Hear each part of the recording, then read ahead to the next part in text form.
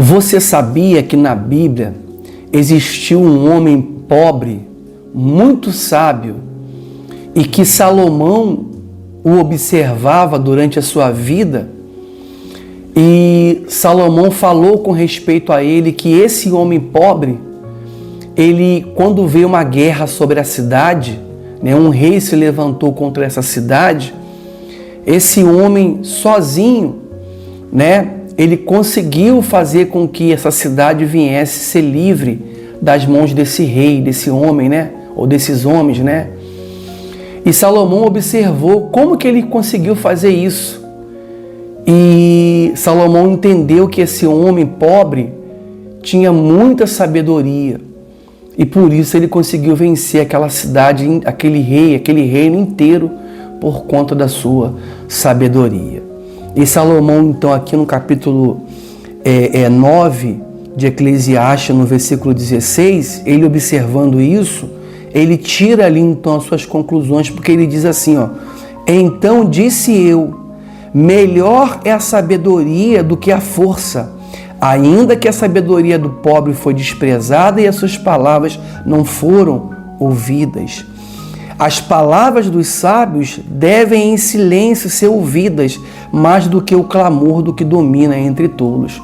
Porque, às vezes, aquele que domina, aquele que aparentemente está ali se destacando, vencendo, conquistando, digamos assim, aparentemente, aos olhos de muitas pessoas, ele é sábio, ele é forte, ele se destaca, ele é bom. Só que muitas das vezes ele está reinando sobre tolos, porque o tolo é aquele que não pensa.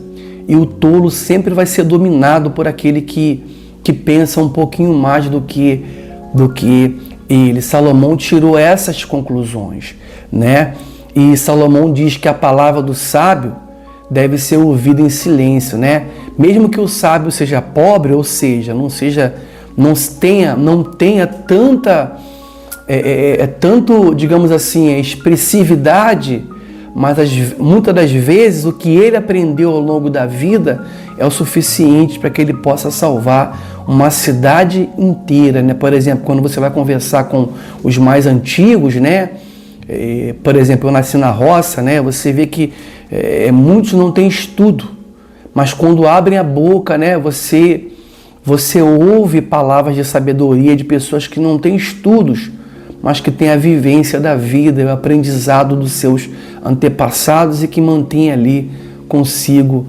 com a sua humildade, com a sua pequenez, mas com palavras ali gloriosas, porque tem a sabedoria, adquiriu a sabedoria, Deus deu a sabedoria para eles. Então, tudo nessa vida é vaidade.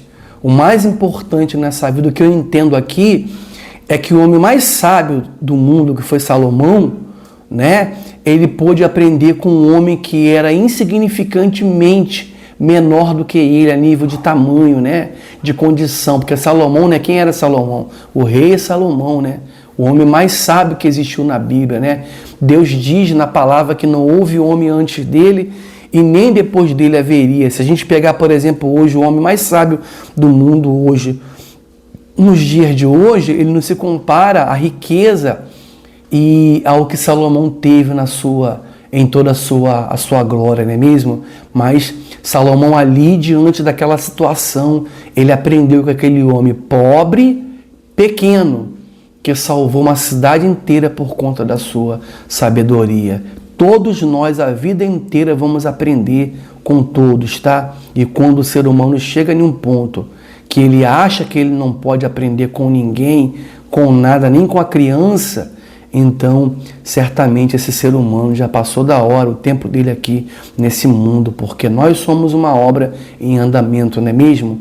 E o que Deus espera é que todos os dias nós viemos melhorar um pouco mais a nossa conduta, o nosso caráter, a nossa maneira de ser. E quando o ser humano acha que ele não tem mais do que melhorar, mudar, amadurecer, então é um sinal de que essa massa, que nós somos uma massa de barro, É sinal que essa massa não está sendo mais trabalhada pelas mãos do olheiro, que é o nosso Senhor Jesus. Deus abençoe o seu dia.